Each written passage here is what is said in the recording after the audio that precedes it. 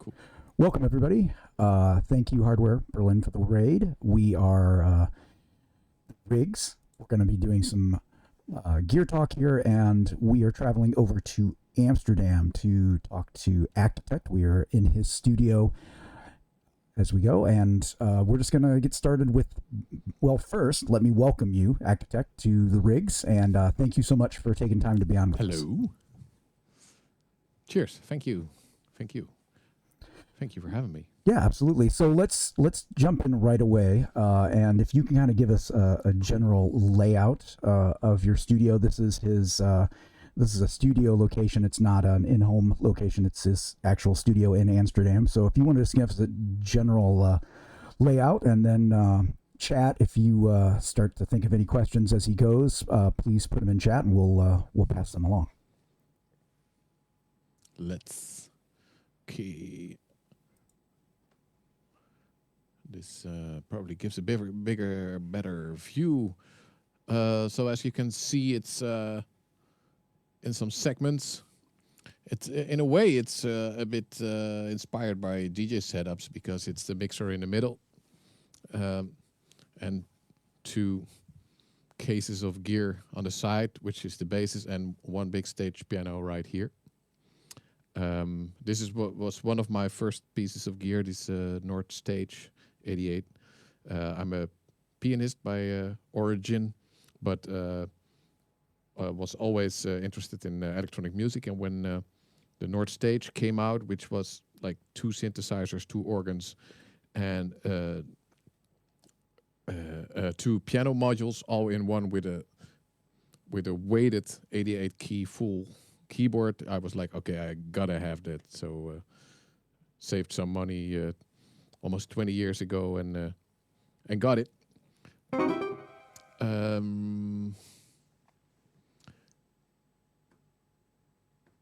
So that's the basis of the layout, and over the years, a lot of stuff appeared on the sides as well.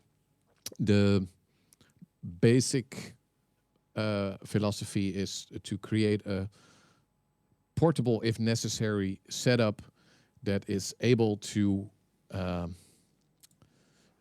create all the kinds of music I like on the spot. It turned out to be not an easy thing to do, but I like a challenge. I don't consider it ready.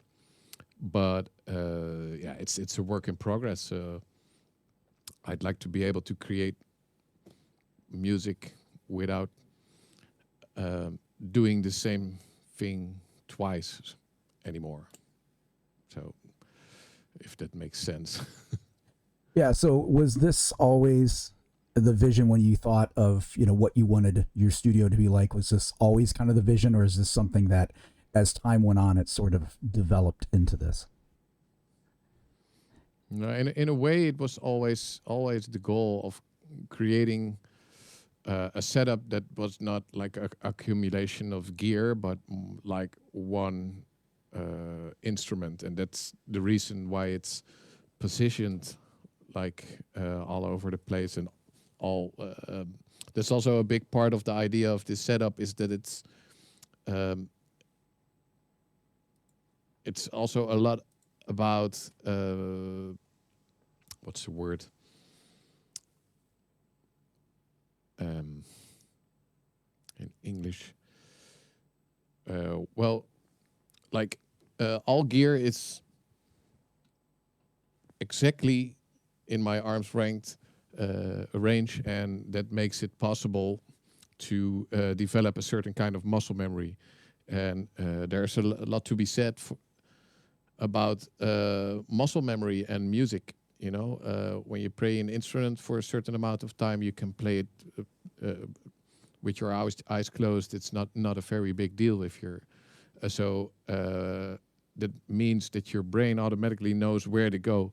You don't have to look. And if you can get something like that, you almost need something like that when you want to create music on the spot, because an idea pops in your head and you want to create it as fast as possible with with no barriers in between.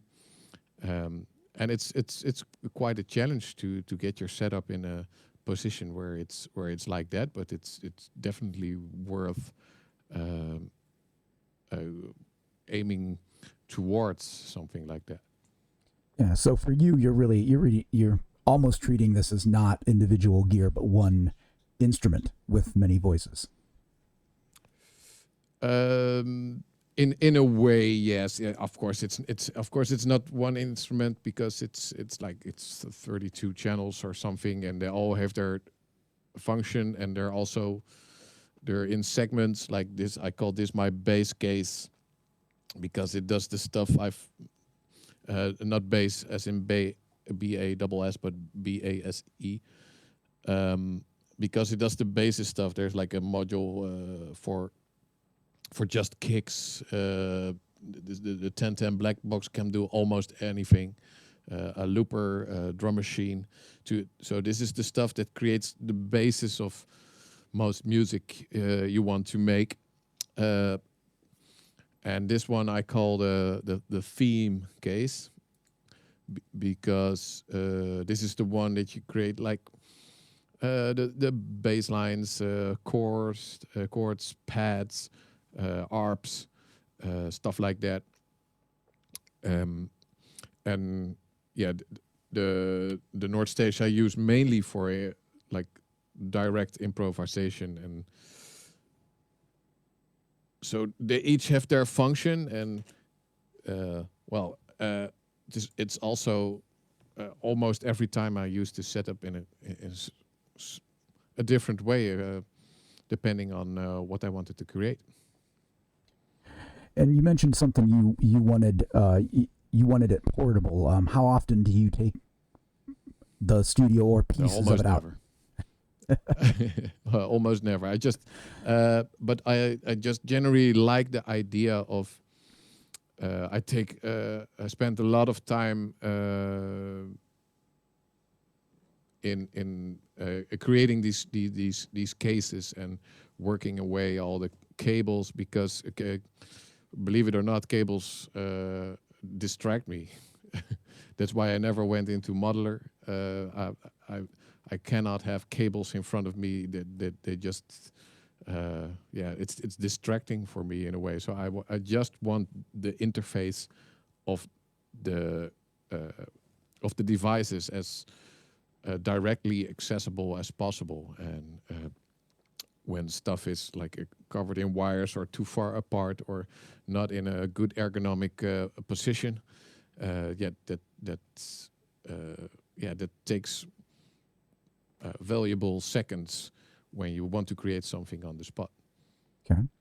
So it is possible to move this setup. I could, but if I really wanted to take this apart and build it up somewhere else, it would take me at least a day.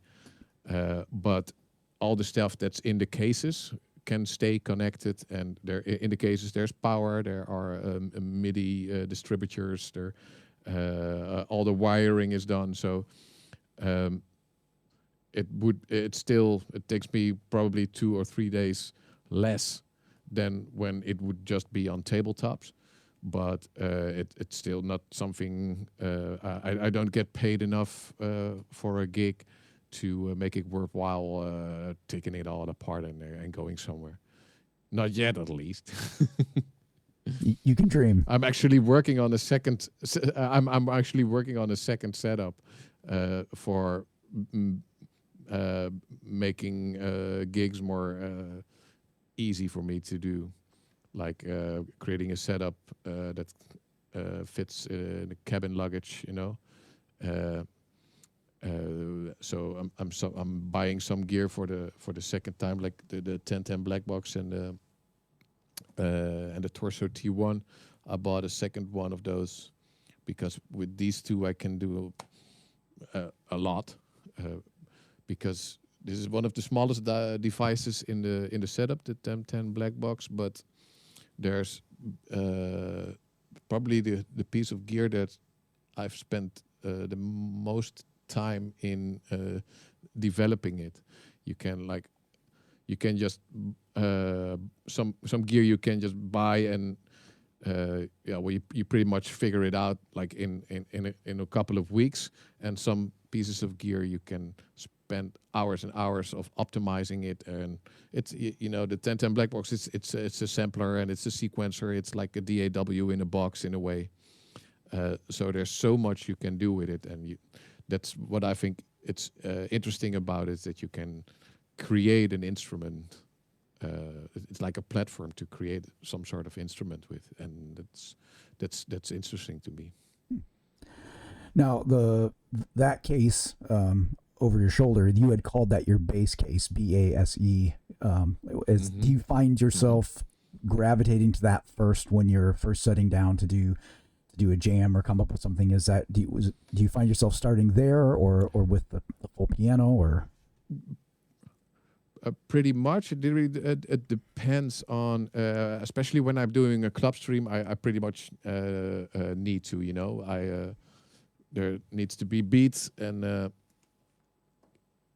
my beats are definitely over here. Like this, I create beats by sending patterns from the Torso T1 to the black box, and using the TR8S, and that's actually all the drums I'm doing in this whole rack. And as maybe you've seen in the winter months, I play with a live drummer for my Subwalkers project, and in those streams and recordings, I don't even use all the bass stuff. So in those streams and recordings and in that setup, my focus is a lot more towards the other end, because I created bass lines and chord progressions, and I still use the T1, but there's a lot more live playing going on and a lot more looping going on. So the focus changes a lot when I'm doing, for instance, an ambient stream. I'm of course also not creating a lot of drums, and or when it's down tempo stuff, or so it kind of depends on the style or genre I'm planning to play. Okay, so let's talk a little bit about routing, MIDI routing, audio routing. I noticed when we were going through our kind of test process, we you had mentioned you have a little bit of an unusual audio setup. So what do you how do you work with that, and how do you get everything out to the viewers? Well,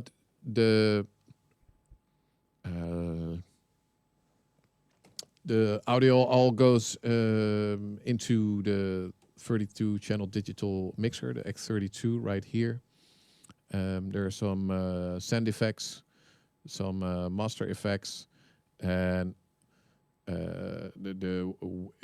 actually the master out goes to this master filter right here. So I actually have a stereo master filter on my main channel, because it's a very quick way to create breaks and change the overall sound. After that, it goes to a sonic maximizer, and after that, it goes into a big subwoofer and doubles in another mix. It's not really interesting, but it's a bit complicated, because of all the hardware effects, I cannot really double the signal in a straightforward way. So it goes into my capture card, and like that it goes. Before that, it goes into my monitor speakers, and then it goes into the capture card, and then it goes into OBS. Okay, so do you find any drawbacks with that, or do you find overall that it's because you don't really use an audio interface, you're going into a capture card? Do you find that, is there any drawbacks to that, or what advantages, disadvantages for you do you find? Well, the advantage is not having to run like an audio interface, and not having to worry about that. It's just audio.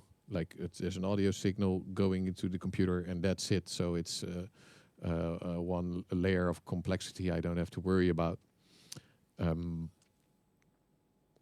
and it somehow keeps it very direct. There's no talk of latency or anything like that. So that's a pre. But with this setup, there's so much going on. So there's always something I can work on or make better. As a matter of fact, I'm somewhere in the next 2-3 months, I'm probably taking the whole setup, not the whole setup, but the cases and everything. I'm probably taking everything apart, but because it's always evolving, But and after a while, there's just clutter and unused cables buried between the gear, and I just want to rethink some stuff. So in a month or two, I'm gonna probably redo a lot of things and add some stuff, remove some stuff. But it's probably a month of work, It's gonna to do it ask. all That's again. gotta be, that's gotta be some Yeah. time, because not only do I mean, you have you have a lot of equipment, but you have, as you mentioned, you have a pretty clean setup. You don't like the cables, so cable management, and Mhm. that obviously adds to the workload. Yeah, yeah, cable management, but also position management. I want stuff at the right height and at the right positions compared to each other, and but also you want to develop your setup in a functional way. You want to either you always see ways to improve it or make it more direct or give more opportunity to create good transitions, stuff like that. So how you say how long? Well, let's first ask, how long have you had this space, the studio space? I'd say about maybe 7 years or something, Okay, and something like that. has this been I've kind of a I've always had like I always had spaces like this. So it was like my primary need was to have a space like this, and after that I'll find a place to sleep. But this I was always motivated to find a place to be able to do something like this, and after a while this came on my path, and it was perfect. It's uh, it's a basement in a creative breeding ground building, and on the top level there are various architects, painters, sculptors, all kinds of creative entrepreneurs and artists working on several projects. There are very cool events here during Amsterdam Dance Event and Dekmantel after events and stuff like that. So it's a really creative place to go to. You feel that you really feel that there's a vibe going on in the building, and that absolutely helps. And it also helps to because it's like a 20-30 minute drive from my home to here, and having that travel also helps, for preparing yourself to get into a creative mood or uh, to to like transfer your mind to a different state, and that also works compared to having a home studio. I also had a home studio, and it's also always a bit different, of course. Usually at home you cannot like work with over speakers. That's of course a thing. I can be here like 24 hours a day and bang as loud as I want, So that's really something that's really hard to come by, especially in the Netherlands, which is space. There's not a lot of space in the Netherlands. It's a small country and it's pretty cramped, so it's not easy to find a place where you can just blast your speakers and not annoy anybody calling the police and stuff like that. Yeah, and that's honestly, that's something I didn't think about. I have myself have a home studio, so that separation probably, it does give you time. I mean, you always have when you're at home, you always have the distractions of home, family and other things. So having that dedicated space, and a drive to kind of center yourself and get ready for that I'm sure that makes a difference. So did your setup predate the studio space, or did you have this set up yet in a different space, or did you kind of start the build when you started in the studio? Well, it didn't look like this, but I already started with building stuff in cases some years before that. But at one point, I got this like epiphany that it had to be like a center mixer and two cases on the side as the basis with the because I have like this document in Adobe Illustrator at home where I prototype setups. I have like images of all pieces of gear, and it's all on scale. So I put them all together, and I see if it fits nice. I actually prototype a lot of setups and gear, also visually and before I buy stuff. So I actually designed the basic layout of this setup. I designed it on the computer before I actually started building it, and but the contents of these cases have been rotating and stuff going in and out all of the time. But as these cases have a set size, you can imagine that it's in a way limiting, and that's in a way it's a good thing because you need some kind of limit, I already have too much gear. I think it's the challenge now is to get rid of stuff. But what am I gonna get rid of? And so that's at one point you have to. I had like right here that there was. I had one more case at one point where now there's just a 303 and a key step here. But there was one case like this with the 303 and a key step and another 303 and an old Nord Rack 2. But having the extra case there, it somehow it screwed with my mind that there were too many options or something. There's a certain limit to what you can comprehend as being your palette or something.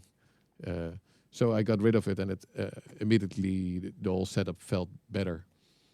And the fun with a setup like this, where you have like a steady position, is I often find myself before I go to sleep. I find myself in bed, and I can close my eyes, and I know the position of everything, and I can almost create music without even being here, because I know what all the instruments do, where they are, and I actually sometimes get ideas about what to create when I'm not even here.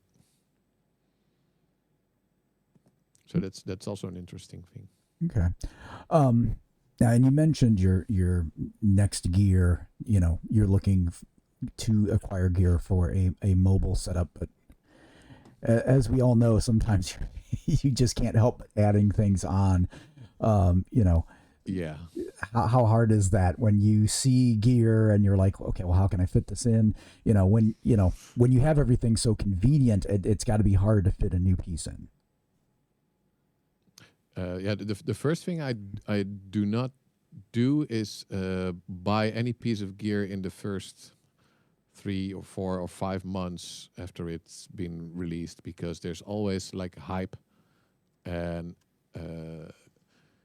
it's the other way around. You should like have a need and find it, and then consider if it's gonna help what you want to do. You have to be careful not to fall for, look what we have, you need this. of course, I've fallen for that lots of times, you know. But yeah, it's a challenge for sure because yeah, it's just new gear is just fun, but all new gear is also time you don't spend on all the gear you already have. Um, so and you know, like a super good guitar player or something, they only need like one guitar and maybe their voice, and they can play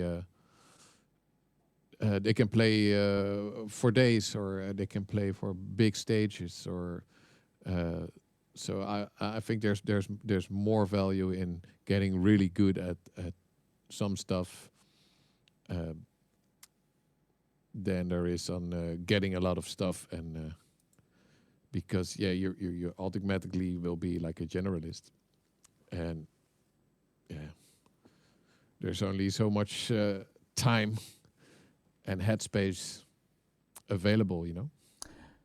Well, you are a But you're a yeah, better man as you than I can am. see, it got out of hand. Yeah, you're a better man than I am though, because I do get sucked in by the shininess of new toys.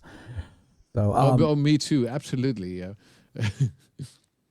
Especially when it's something is that that really does solve a problem. You know, there's some new pieces of gear that like are really interesting. For instance, I have this little thingy over here. It's that's like a super new thing. It's the Time Pod by Modern MIDI or something they call themselves. Let's see where do I have the best view of that. And there's also another piece of gear appearing on the market, the Noidside Instruments Drop, and they're both pieces of gear that are centered around the function of transitions. You know, yeah, you create snapshots by sending MIDI commands to several pieces of gear, and you can either morph between two snapshots, or you can like uh, time set a timer and make all your gear jump from one setting to the other exactly on a specific point. And that's so stuff like that is like, yeah, that's what you need, you know, when you want to perform live. One of the biggest challenges is creating good transitions. Then it's like, oh, I need something like that. So it was a Kickstarter project, and I'm still finding the best ways of incorporating it into my setup. But it's stuff like that. And I also know when you have something like, especially controllers, sequencers, stuff like that, you know, you will always find a function for them because your synths can change, or but yeah, you can always find a find a nice purpose for a sequencer of any kind, or a controller. Uh, they they can control whatever you want it to control. You know, so Mm.